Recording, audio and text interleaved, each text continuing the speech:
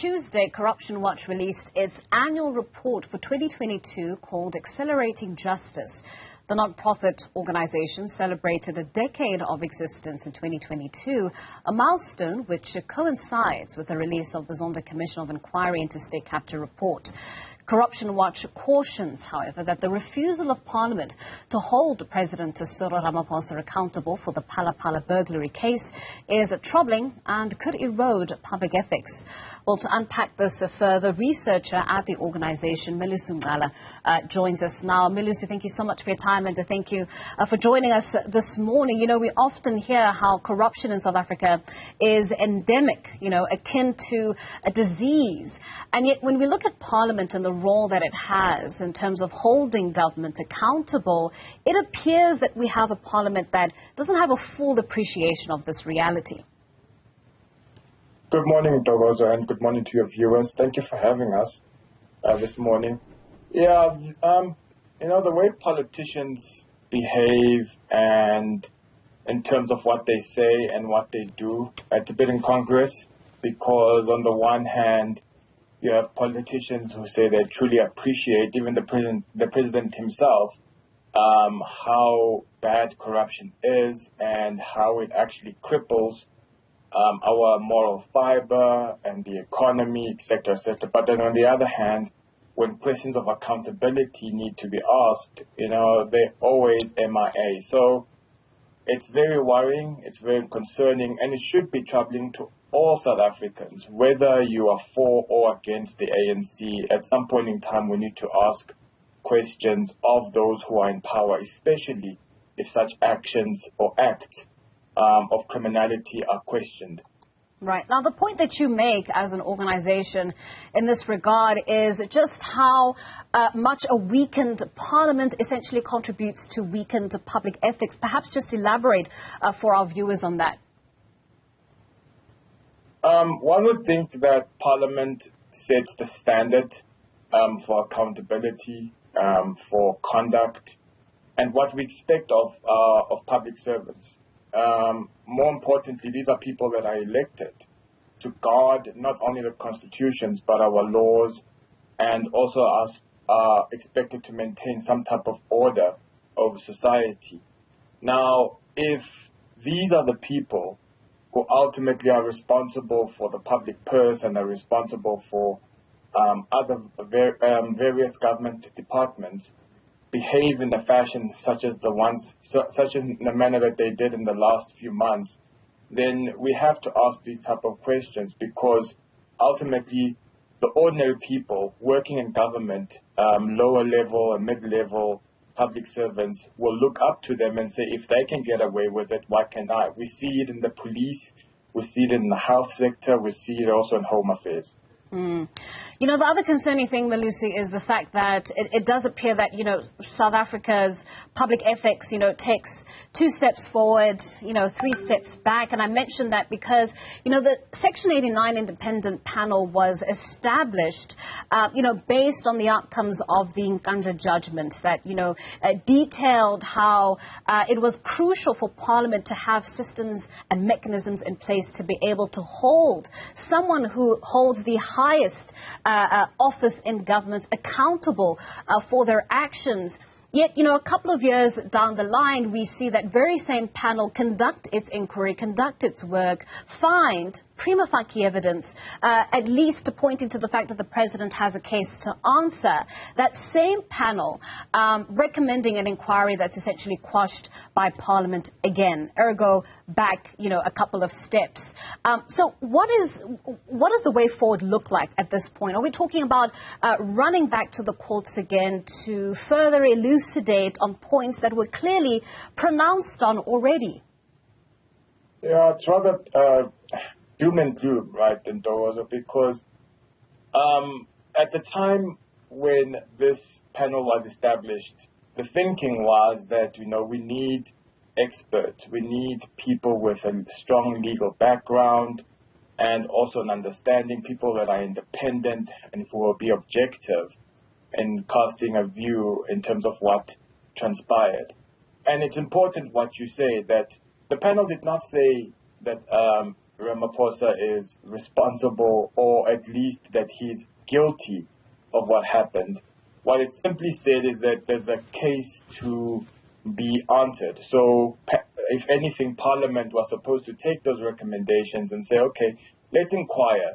Even if we may be second-guessing these legal minds, let's inquire and figure out whether indeed there is something here untoward. But, you know, at the time they made arguments about, oh no, there are other processes that are unfolding, so we need not rely on this panel which we have decided to appoint, which is already strange enough. But beyond that, when you look at what happened subsequent to that voting, is that Parliament also went all out to make sure that other processes don't unfold. I'm thinking about the ad hoc committee discussion that they voted on. You know, they voted against that. Even when it comes to issues of ESCOM, they voted against that. So we then have to wonder, are they actually serious about dealing with the issue of corruption? A major question indeed. Now, your report titled Accelerating Justice, looks a lot at some of the sort of input that you've had from whistleblowers over the years. Over 2,000 whistleblowers coming forward to Corruption Watch, of course, blowing the lid on corrupt activities at various entities, both private and public. But part of accelerating justice, and of course you're welcome to disagree with me here, Melusi, is the fact that, we need to capacitate our institutions of law enforcement. And I bring that up because, right off the heels of Parliament's decision to quash this particular ad hoc committee, we have the Public Protector's own interim report come out and essentially clear the president of any wrongdoing. That was a very interesting development because the Public Protector was afforded a lot more information with regards to her inquiry than what was subjected to the panelists in the Section 89 independent panel. What do you make of that particular outcome? Because a lot of experts have said of the two reports, the one we should probably take more seriously is the Public Protector's. We should perhaps take the Public Protector report seriously, but we can't really comment on that report because it was leaked into the public sphere for the purpose of causing a stir, I suspect. And we can only wait for the final report to be issued by the Public Protector, whereupon we can actually truly assess the nature of those allegations and also those findings based on what the Public Protector says. But herein lies the problem, right? Because the Public Protector is only limited to a certain level of inquiry. And so too are the police, some would argue, and the South African Revenue Services, the Reserve Bank in itself as well. So if anything, the parliamentary process would have been a wide scope that actually allowed South Africans to participate in these proceedings, or at least watch these proceedings unfold, so that members of the public can also understand what transpired on Phala Phala, and also understand the account of the president based on what he presents in terms of parliament. So we will not be able to view that unless, of course, the courts think otherwise in terms of the cases that are now currently at the Western Cape. Yeah, you mentioned these other institutions that are conducting their own inquiries into what exactly happened on that game farm. The other concern is if we have opposing findings, if there isn't any congruency at all. We've already seen it with the Section 89 panel report and the Public Protector's report. We know that the police are conducting their own investigations, the Hawks as well. What happens to the idea of justice in the face of absolute executive power and authority when we have institutions that appear to be at loggerheads when it comes to finalizing or coming to some sort of conclusion to this question that's been hanging over our heads for close to 10 months now? To go back to a point that I made, Douglas, I think all of these various institutions will be making findings on different aspects. And we shouldn't then think of them as to say they are speaking. Yes, the overall theme and topic may be looking at how whether the president is complicit or whether there's some criminal action owed to his behavior and corrupt activity and so on. But they're all investigating and evaluating evidence based on various pieces of legislation. So then in that is the one thing that we need to understand as members of the public. But beyond that, we do expect some accountability, and we do need, all of these findings need to make sense, even to the most ordinary person amongst us, to be like, this definitely makes sense. This was the evidence. These were the allegations. And this is how this particular institution went about verifying these allegations, whether they're true or not. And that's how justice is supposed to work. But at the moment, given how Parliament is conducting itself, it leaves a lot to desire, because now we don't even know what could have come from that process. Right. Even though when it comes to issues of accountability and justice, there appears to be a number of question marks, some confidence eroded, certainly. I suppose on the positive side, we still have South Africans like the whistleblowers that you work so closely with coming forward to report these acts of corruption. Moving forward, how do you see the campaign, the push for accountability in South Africa sort of unfolding, when it looked as though for some time institutions were being capacitated, their independence was being further established? That appears to be taking a bit of a backward track.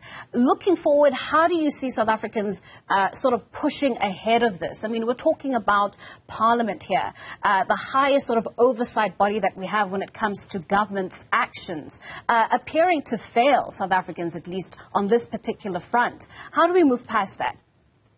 Despite government's failings of protecting whistleblowers adequately, and also, the threats and the violence that whistleblowers have been subjected to over, especially the last few years, South Africans are a resilient people, they're a brave people, and they'll definitely speak up when there's wrongdoing.